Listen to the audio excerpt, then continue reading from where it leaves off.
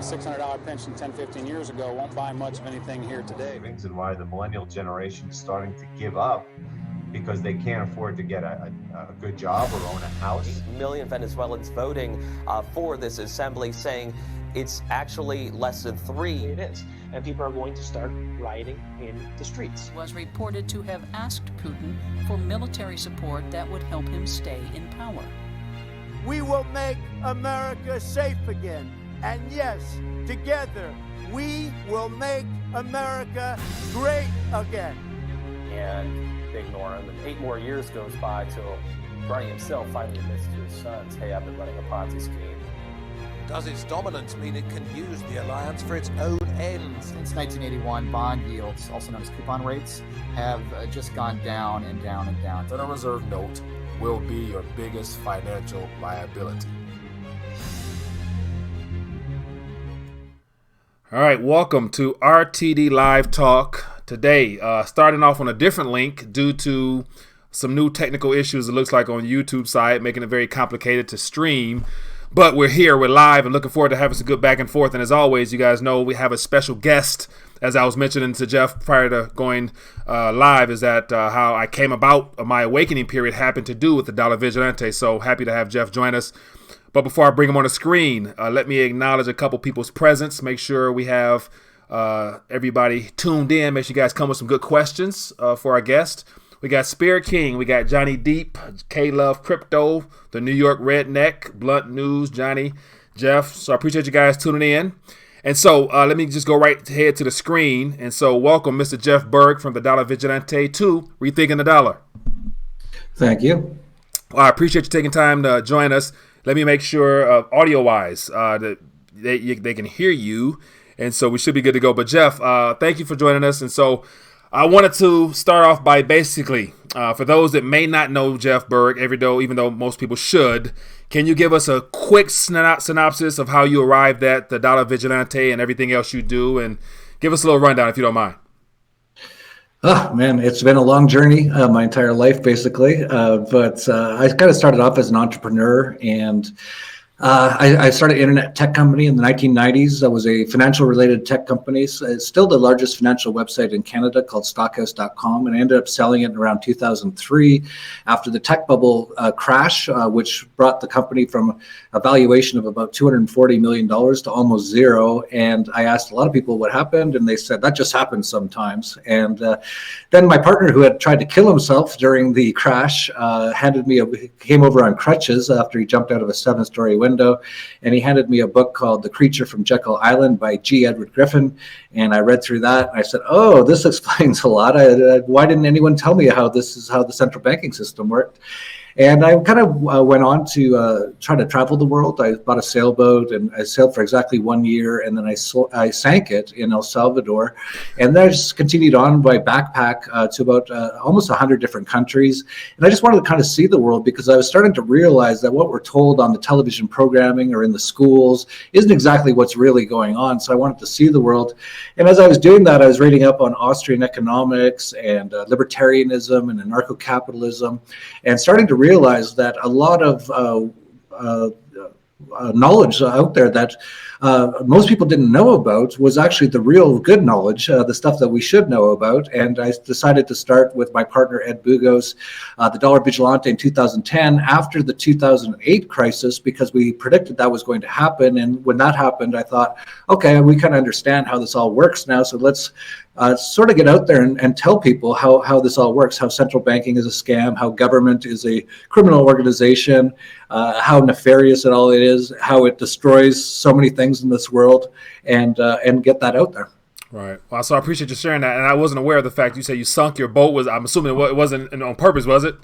No, it definitely wasn't on purpose. Okay. You can ask my girlfriend, who was with me at the time. She definitely wasn't on purpose, but we got caught in a storm. And it's kind of a funny story that a number of sailors came out and saved us. But the next day in El Salvador, the El Salvadorian Navy came, and they wanted to take pictures with me. And I speak Spanish now, but I didn't speak Spanish back then. I didn't know what they were saying. And then the next day, the headline in the newspaper was the El Salvador Navy saves Canadian adventurer. And they didn't come and save us at all. In fact, we did call them on the radio and on the phone, and they told us they had no boats, so they couldn't come and save us. So we actually got saved by, as usual, the market. Yeah. So the Navy couldn't save you because they didn't have any available boats. That's something else. Oh, man. Okay, well, appreciate you for sharing a little bit of that information for those that may not know you. So let's dive right into it. As always, if anyone has any thoughts, feel free to highlight at Rethinking the Dollar. They'll love to get those questions to you, and I see some questions I'm going to get to. But your most recent video was you were, I guess, on travel, on vacation, and you were down in a region where there are some interesting islands. Can you elaborate on that and how that experience was? Because definitely the mainstream news don't tell us much about that here. Yeah. Well, first of all, it wasn't really a vacation. I don't think I've ever fully taken a vacation. I always do work and things at the same time. Yeah, work and play. It's always commingled. So we were going to about 10 different countries on my friend's plane, and a number of them were countries I hadn't been before. And I'd like to eventually visit every country in the world. So we visited a number I hadn't visited before.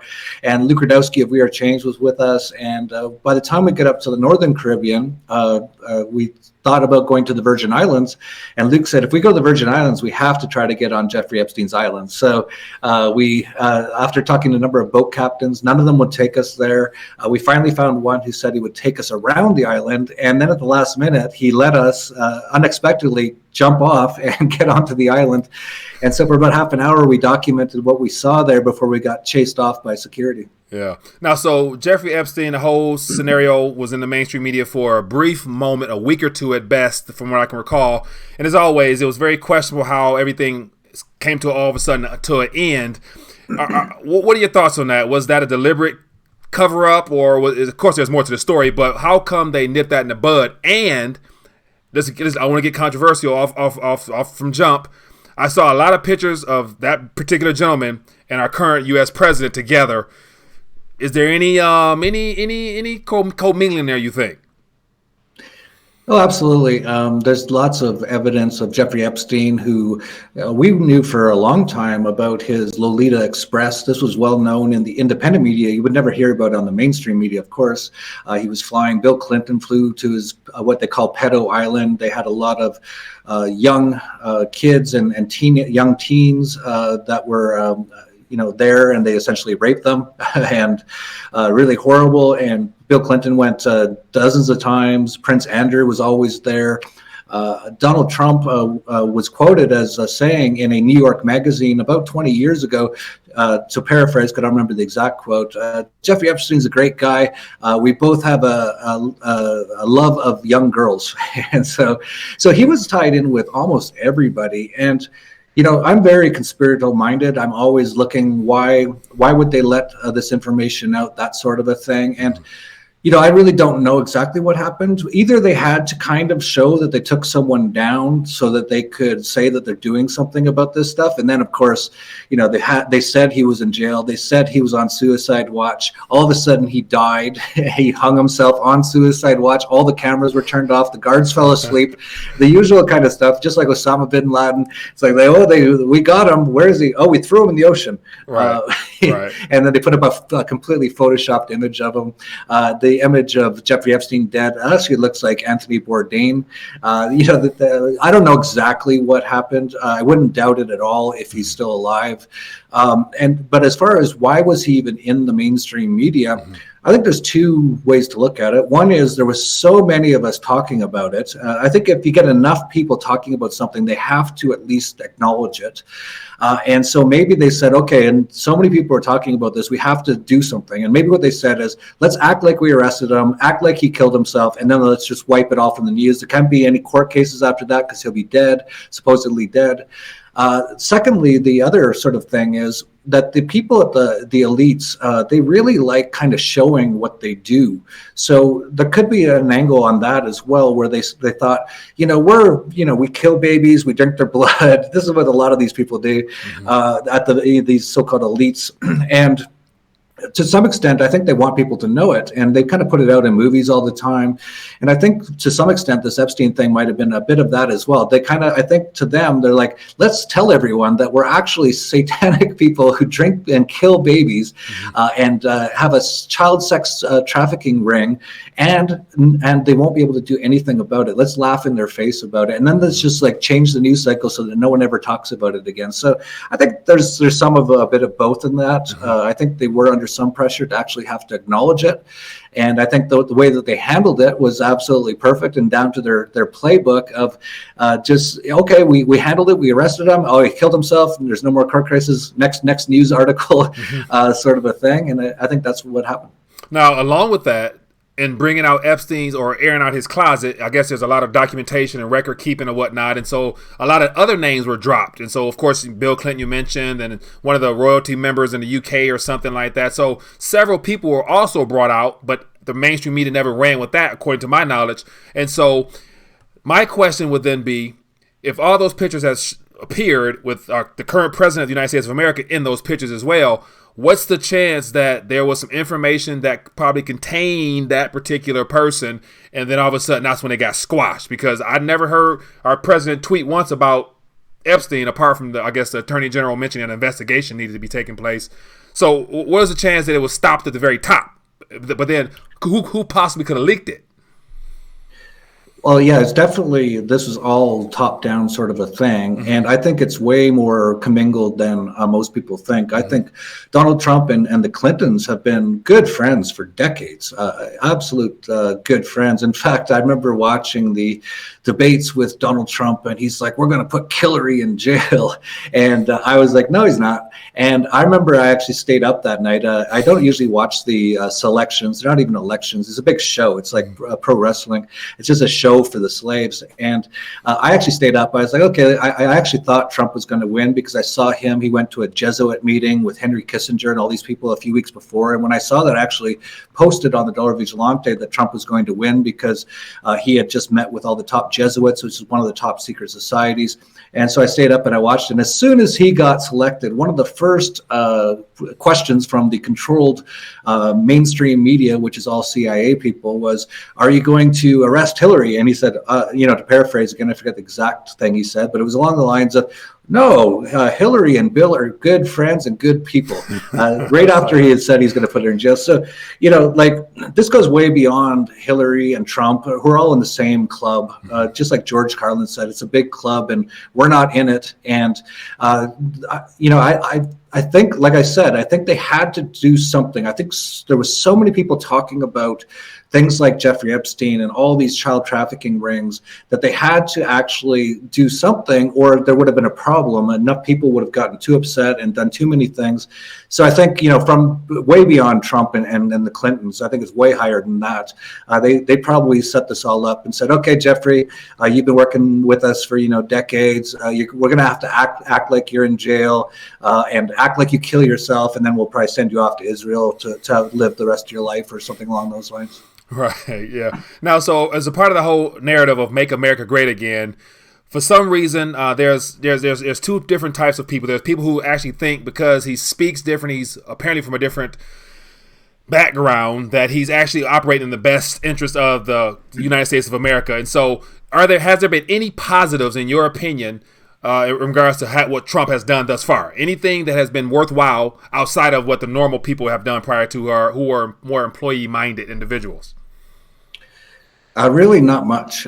Maybe a few little things. I think every president has to do a couple decent little things, just to kind of appease sort of the base. He kind of dropped taxes a little tiny bit, but it really didn't because he actually went into more debt. So if you increase the actual debt, it's the same as increasing taxes.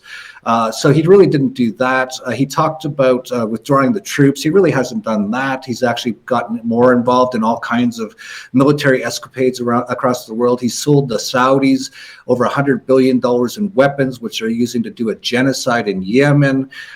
He said he was going to reduce the deficit and pay off the debt. He's actually had the biggest deficits in history, and the debt just surpassed $23 trillion. It blew through $22 trillion in a few months. What else?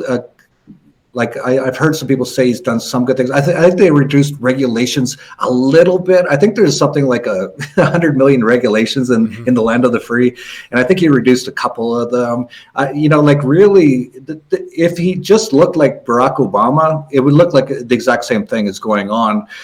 It looks exact same as George Bush, looks exact same as Bill Clinton. It's all just different faces and different ways of talking, but still continuing on with the same thing. He's going into massive amounts of debt. The wars all continue. The military expenses continue to increase. He's actually increased the police state massively. He's actually said, and this is something interesting, he said that he's in favor of taking away guns and having due process later. If someone like Barack Obama had said that, the people on the right would go insane. But because Donald Trump said it, it's totally fine. And that's how they control the people. So they say, that's the whole left-right thing. It's a total joke that there's like two parties that you can choose either the left or the right, and that's all you get to choose. And they really make it so like about half the country's in favor of the left, half the country's in favor of the right, and then every 8 years they just flip it so that the other side, because after 7 years of the other side being in, they're going crazy. So then they go, okay, let's flip it so that these guys are happy for 8 years, and then these guys are really upset. But nothing ever really changes. There's been really no change of anything except for the rhetoric, which is crazy. And watching him tweet like an insane person on Twitter is interesting, but really nothing really has changed. And I remember even with the Jeffrey Epstein story, a lot of people say, "Oh, you hate Trump. You must be some sort of undercover agent or something like that." It's like, I'll give you a hint. I hate all presidents. I always have, and I always will. I don't care who it is. The whole system is a criminal enterprise. But a lot of people said when Jeffrey Epstein got arrested, a lot of people said, "Look, Trump's cleaning up all these evil people inside the state, all the child traffickers and all the pedophiles."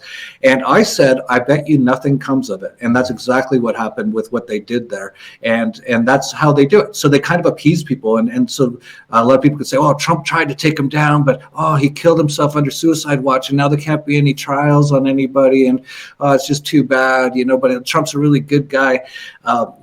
These people have been brainwashed their entire lives to believe that some sort of president is going to save them. The actual truth is the exact opposite. The only one who can save you is you, and if you put your power in other people, you have nothing but slavery and a bad time. Right. Now, what's your thought? I'm assuming you also have followed as a part of there's certain commentators out here who say there's good guys and there's bad guys, and there's good guys working behind the scenes to help bring out whatever. And then they mention about, I haven't heard much of it lately, but apparently there was 50,000 indictments or 60,000 indictments of the top people who were supposed to be brought to justice somehow, some way.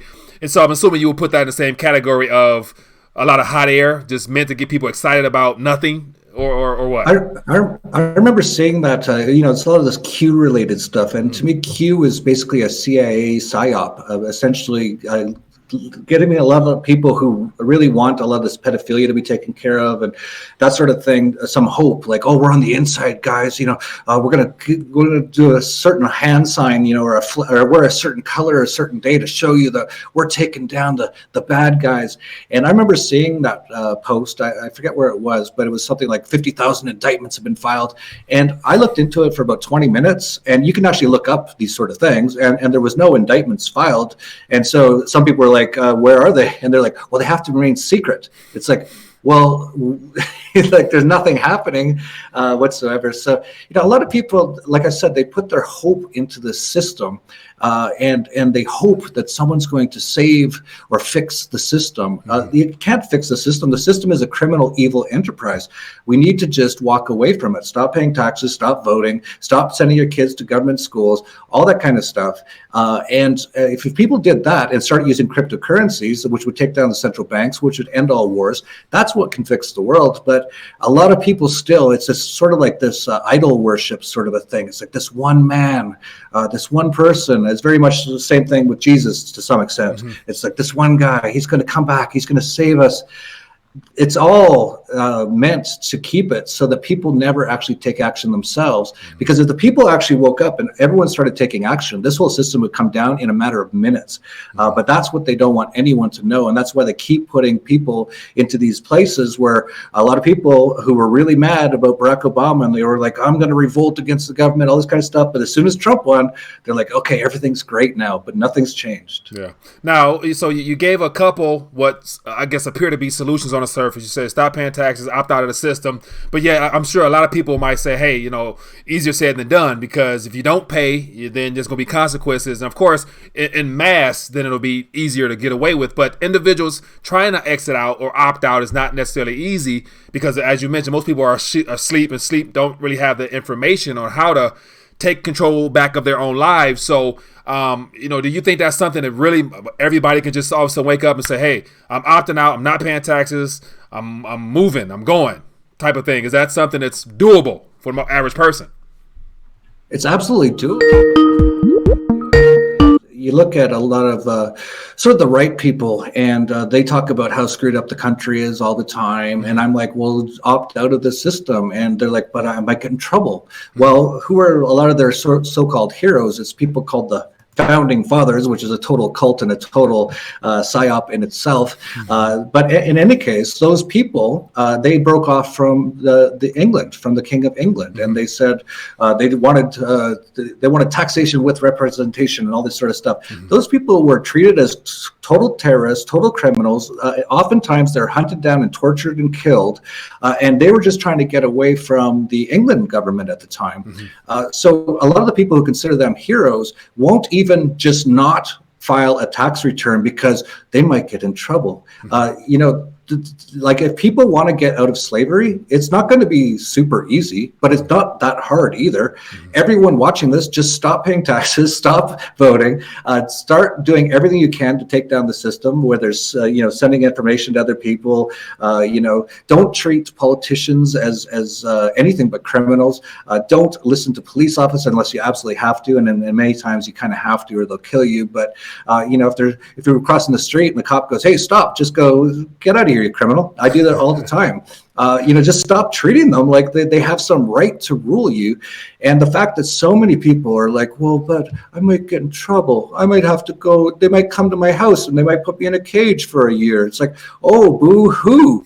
Like, oh, you'd rather just be a slave your whole life? Like that. This is, people need to wake up. This is going to get much worse. And it appears that people always wait until they're basically starving, they're basically 100% enslaved, they're in FEMA camps, that sort of a thing, before they start to fight back. And I think, if we want to have a lot better future and a lot better, easier time, it's time to start now while we still have some ability to do some things, rather than wait till it's too late. All right, so great. Thanks for elaborating on that more. And as always, for those that are watching in, if you have questions, at Rethinking the Dollar, or give us a call. We did have a call, I missed it, looks like, but give us a call and we'll get you on. And so as a part of the opt-out model, and so definitely things are happening right now. The banking sector is starting to show signs of issues majorly with this repo action. And so because now what's coming or what's underway now, I would assume you would agree it's going to be a globally systemic event. So there will be no one particular economy that won't be immune from what's going on. And so how bad do you think things will get here? Will we end up being more second world, third world status at the end of the day? But before you answer our question, we have a call. So we had a call. So go ahead, if you don't mind, answer that question if you don't mind. Well, you're right that there's not going to be any place in the world that isn't going to be affected by the coming crisis. This probably will turn into a hyperinflationary worldwide event. And just look at places like Venezuela or Zimbabwe to see how bad it gets when you have hyperinflation. And that's where we're headed. And the worst place, I think, in the world that it's going to be is going to be in the U.S. because the U.S. has lived off of this fake money system now for so long and received so many benefits from it that when the dollar collapses and goes to zero, your average person is just not prepared for what is going to happen.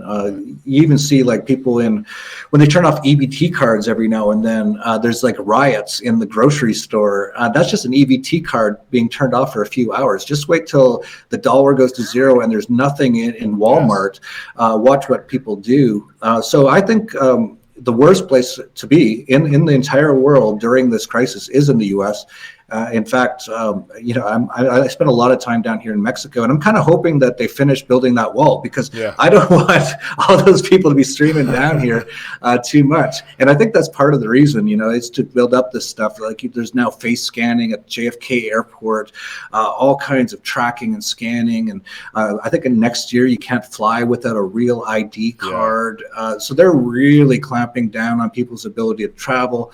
They've already clamped down on people's ability to take their money outside of the U.S. It's almost impossible as an American to invest in anything outside of the U.S. anymore. So I really think that the worst is going to be is in the U.S. And this isn't to say that, it's going to be like Mad Max everywhere, but I wouldn't want to be in New York or L.A. when this happens. I'd rather be out in Idaho or Iowa, somewhere on a farm. Less people.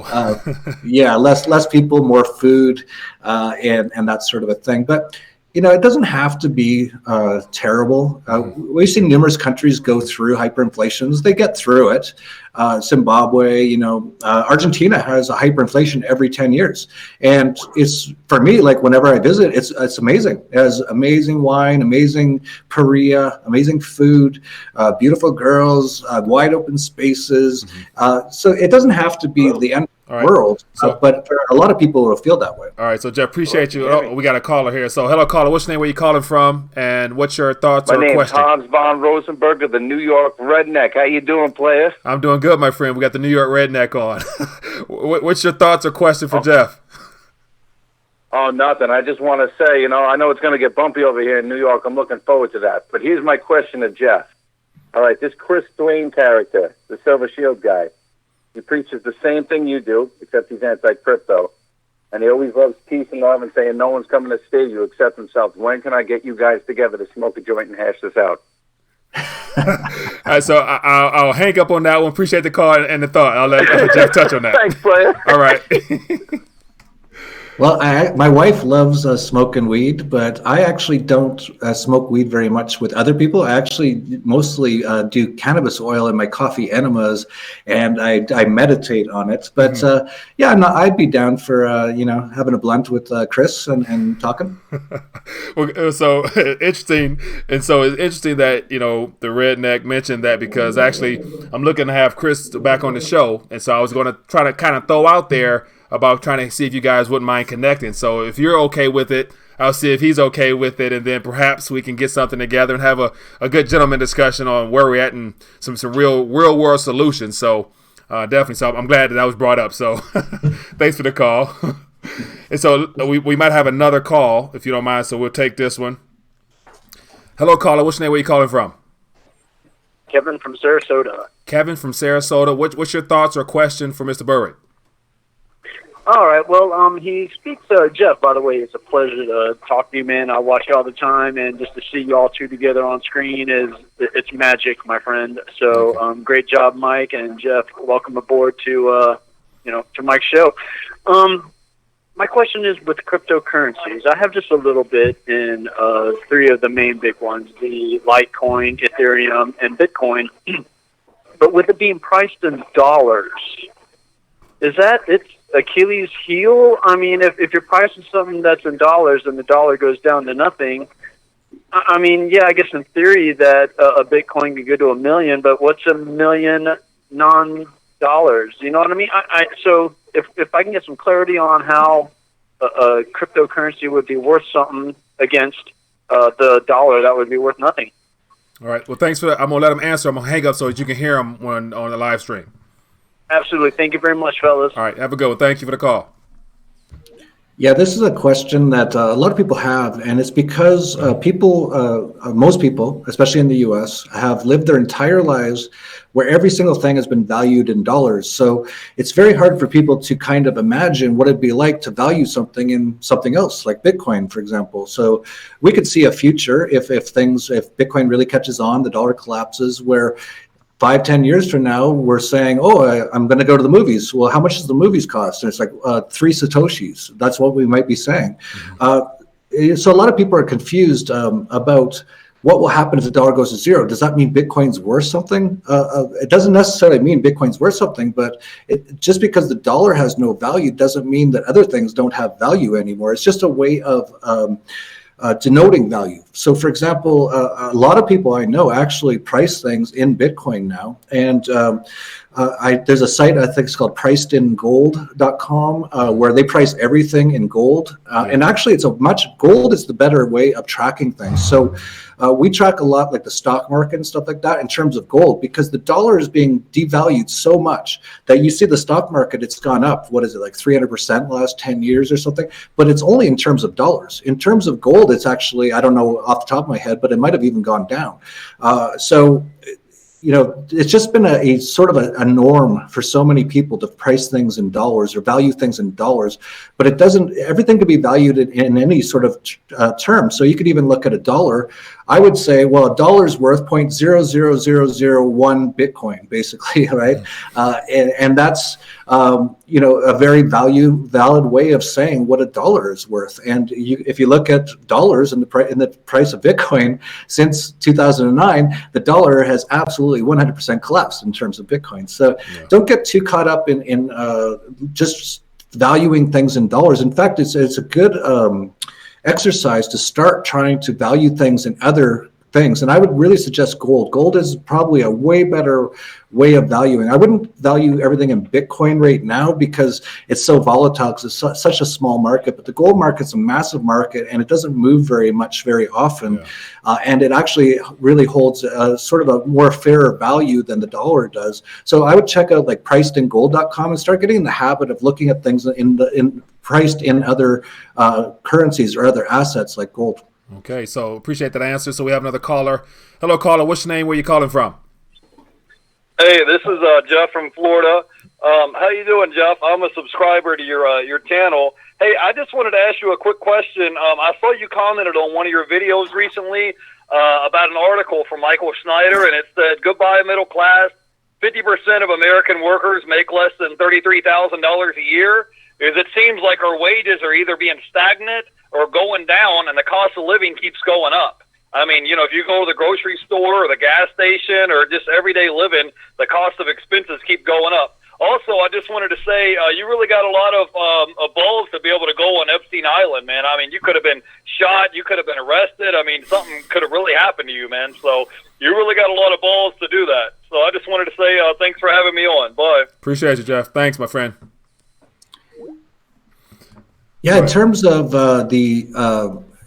this is what central banking does. And this is, I think it was Keynes, John Maynard Keynes, who said, not one man in a million understands inflation. And that's still almost true. I'd say it's probably closer to 1 in 100,000 now, thanks to the internet. But in general, most people don't understand inflation. And that's exactly what's happened. So you look at things like the minimum wage laws, and people are like, people can't survive on $15 an hour anymore. And it's like, whoa, there must be those dirty capitalists. No, it's because of the central bank inflation.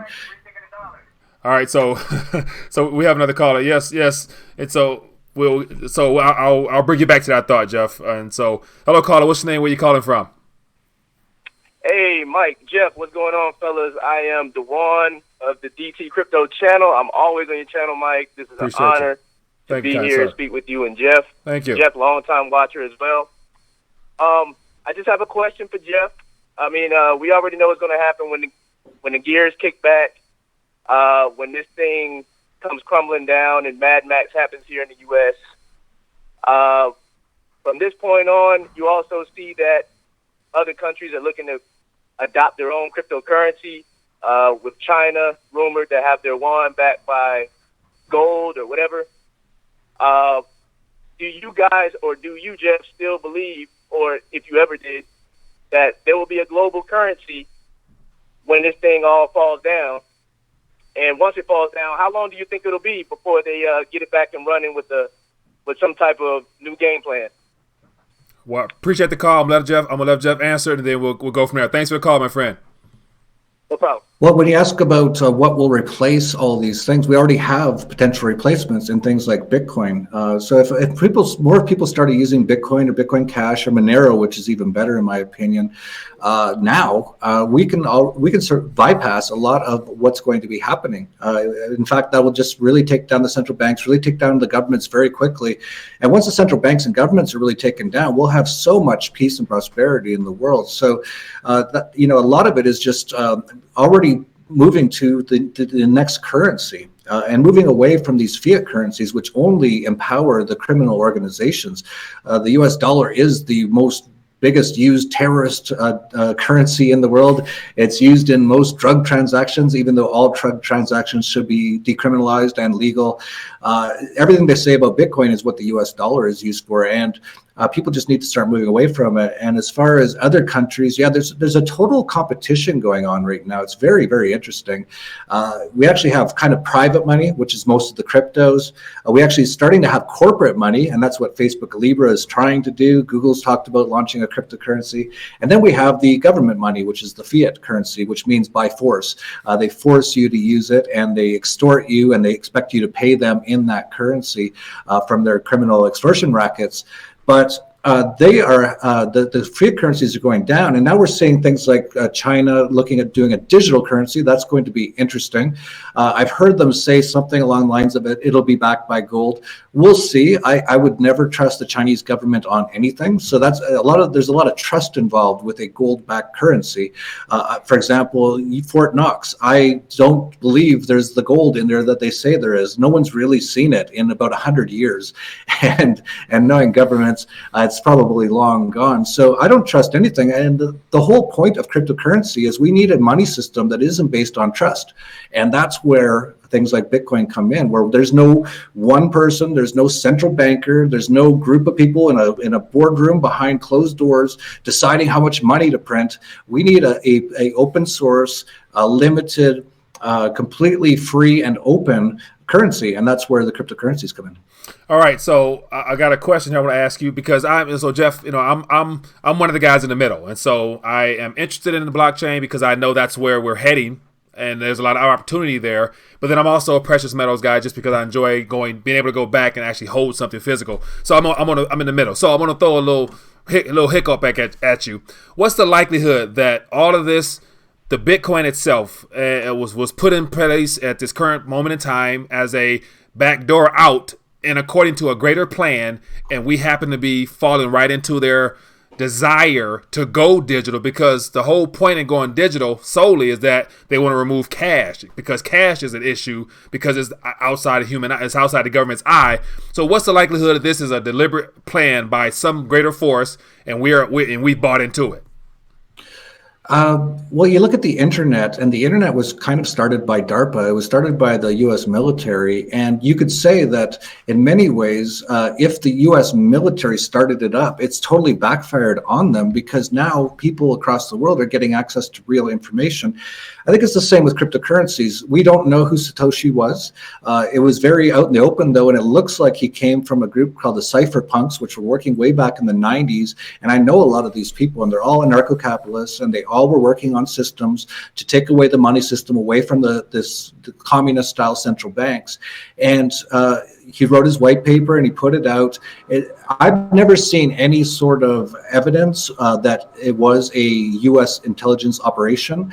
If it was, though, it's totally backfired. And it can totally backfire, especially if more people start using cryptocurrency.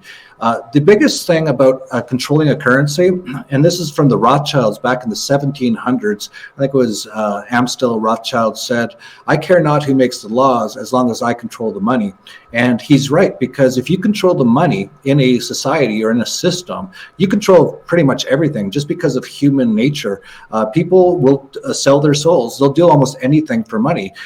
So many people do that. You just look at every politician. They'll just do whatever they have to just to get money, right? Mm-hmm. And so the big key, though, to really controlling the money system is having the ability to print up the money, and this is where it's really key, and this is how the Rothschilds are essentially trillionaires, is they control the money. They can print up as much as they want and give it to whoever they want. The Federal Reserve, no one knows where it actually goes, and this is where some of the audit the Fed sort of stuff comes in. But the real key is their ability to increase the money supply. With something like Bitcoin, it's limited to 21 million Bitcoins. We already have 18 million Bitcoins in existence. The next 3 million will come out over the next 150 years. So there's basically no inflation. In fact, it's probably deflationary at this point due to lost coins.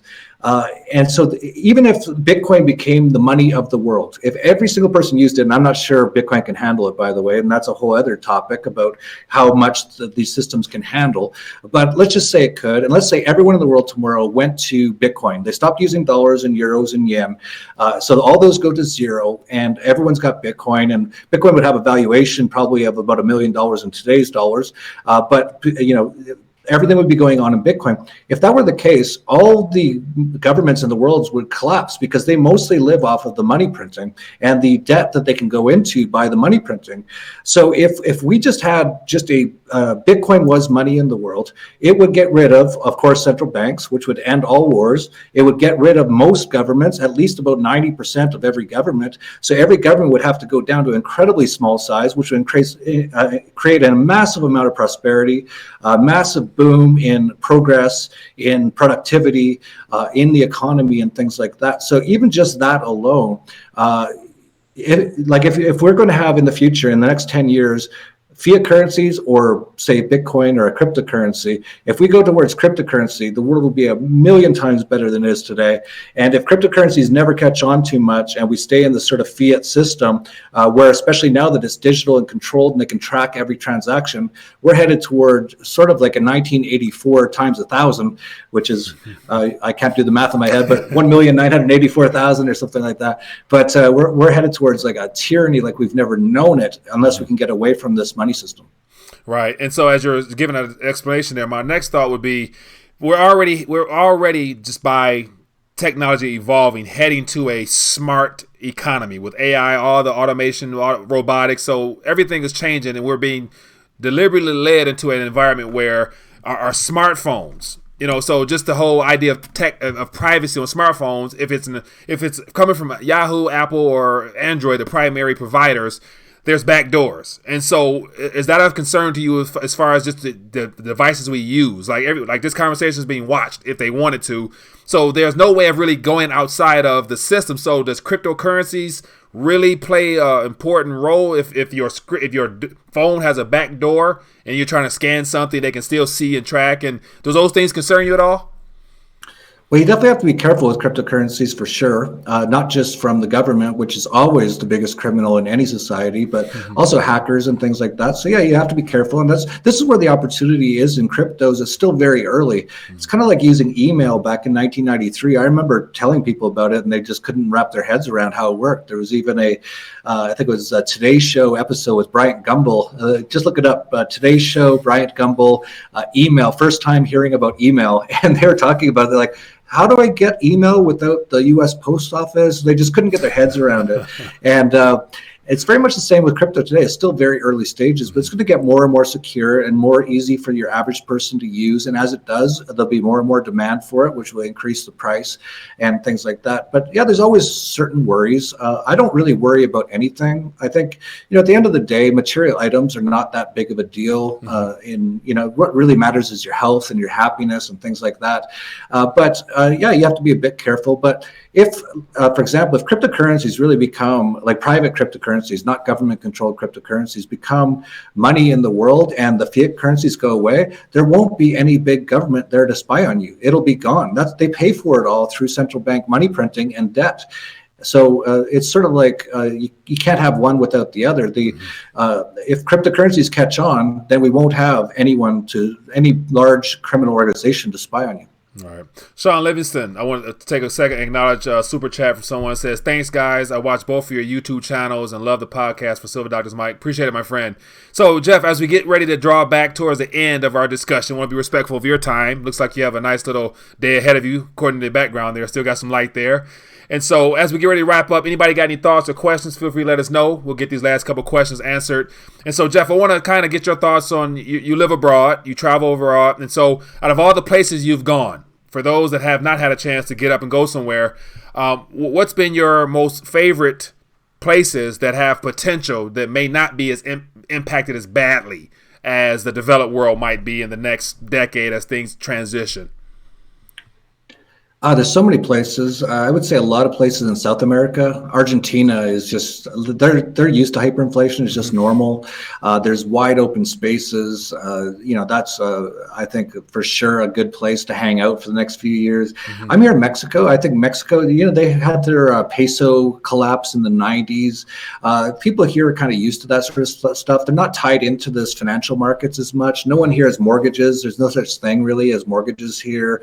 No one has much debt. It's just people sort of live sort of day-to-day sort of things. So when a lot of the financial system collapses, it won't really change the lives of people here too much, that sort of a thing.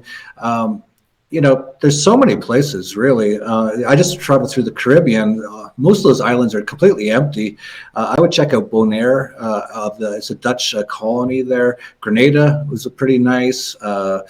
Martinique, which is actually part of France. But there's so many places. But really, I just wouldn't want to be in a large population center in the U.S. When this goes down. Other than that, though, I think there's always going to be, ways to get around things. And in fact, if you can get through this crisis, and most people are going to get wiped out. The banks are either going to close or the currency is going to hyperinflate. Most people are going to lose their savings. Most people are going to lose their jobs for a period of time. If you get through that and you've still got some crypto and some precious metals, you're going to be incredibly rich compared to most people. You'll be in a position of sort of being like a Rockefeller, hiring your own private security, paying people off in silver coins, private security, growing your own food, all that kind of stuff, buying stuff. So I think a lot of people will, who are prepared will get through this quite easily. And actually, they could do incredibly well during this. They could end up being incredibly wealthy compared to your average person after all this goes through. And as long as they can safely get through the period of sort of chaos as the world's trying to figure out what to do, as people are starting to realize that, the government's gone and, the fiat currencies are gone and what do we use now? And you'll be there and you'll be like, let's use precious metals and cryptocurrencies and stuff like that. So, it doesn't have to be all that bad. In fact, this could be the biggest opportunity for a lot of us, maybe in human history, the biggest opportunity. So for a lot of people who are worried about it, at the same time, it has a lot of potential. All right. Now, as we draw towards the end, a very last question, apart from getting another one from a guest or from our viewers. So as far as the preparation needed for the days ahead, and so you're an entrepreneur, and so you travel, you keep your ears open for opportunities. For those that might just be 9-to-5 individuals that never had a chance to venture beyond their city, what type of advice would you give people on getting started and just being open and attentive to ideas, and any type of strategies or places you would want to point them to just to open up their mind? One thing I would say is, well, first of all, forget about school. That's a archaic sort of idea. All information is available on the internet. But one thing I would say that I've seen with a lot of people who kind of figure that they're kind of stuck in their job and they can't do something else. First of all, if you tell yourself that you're stuck in your job and you can't do something else, you're not going to be able to do anything because your mind is incredibly powerful. You need to be telling yourself you can do it. You also need to be open to taking some chances and taking some risks. And the first thing I would do is when you have an idea, like let's say you're working at a job you don't like it, but let's say you really like Just pick anything, pick horses. And so you say to your friends, you know, I think I'm going to quit my job and get involved in some sort of horse industry. I'm going to maybe raise some horses or go work for a company that has horses or something like that. Most of your friends are going to tell you you're crazy or it's not going to work. Never, ever, ever listen to those people. First of all, look at what they're doing. They're probably in their own 9-to-5 jobs. So they're kind of like the crabs, you know, when there's a crabs in a bucket and that they took the top off the bucket, a crab tries to leave and the other one's dragging back down. That's how most people are. So don't ever listen to anyone. Mm-hmm. Every business idea I've ever had, I've had most people tell me it's never going to work and I'm stupid. And a lot of the times it works out. And the second thing is follow your passion. So like I said, if you're really into horses and you're not working in the horse industry, you're totally not doing it right. Always follow your passion. When you follow your passion, at the very least, you will be doing something every day that you love. And when you do something every day that you love, good things spring from that. And you have good energy and positive energy. Sorry about the phone. I don't know if anyone's here to pick it up, but no problem. Definitely follow your passion. And most people don't do that. And, you know, even if it means, let's say you've got $100,000 a year job in New York. Well, first of all, I'm going to tell you that the chance of you still having that in a few years is almost zero. So you might as well get ready now. Mm-hmm. And if you don't like doing what you're doing there and you want to do something and you're really passionate about it, go for it, because that's really what you're supposed to be doing, in my opinion, in life, is following your passion. And when you do that, you'd be amazed how the whole world opens up to you. Wow. Good information there. So with that being the case, Jeff Berwick, it's been great having you here on RTD Live Talk. I definitely enjoyed getting your thoughts, getting a chance to connect with you. And so, as I mentioned beforehand, you know, part of how I got started was in my earlier years from sports. I happened to travel the world a little bit, and when I stopped, I came across your channel and been a fan and a subscriber of yours as well. So you've blazed a trail for a lot of newbies such as myself, and so I appreciate you joining me on Rethinking the Dollar. So it's been an honor on my side. So thank you once again for joining us. And for everybody that's tuned in, I appreciate you guys hanging out with us this afternoon with the questions and call-ins and things of that nature. And as always, if you guys have enjoyed this, don't be afraid to donate a thumbs up right beneath this button here. And if you want to take it even further, you become a Patreon member there, and definitely could use your support there. So other than that, be blessed, be safe. And Jeff, I'm going to say bye to you. I'm going to hang up with these guys, say bye to you officially, and then we go from there. But once again, Jeff, thanks for hanging out with us. Thank you. Peace. Hey there, sorry for this interruption, but I wanted to bring something to your attention. If you've been enjoying this live stream, why don't you partner with me and give support to the channel via Patreon membership for just a minimum of $5 a month. All you have to do is scroll down beneath this video here, click the Patreon link, then consider donating as little as $5 a month towards the channel. A little bit of crumbs can go a long way, and I appreciate your support. Now, let's get back to this live stream.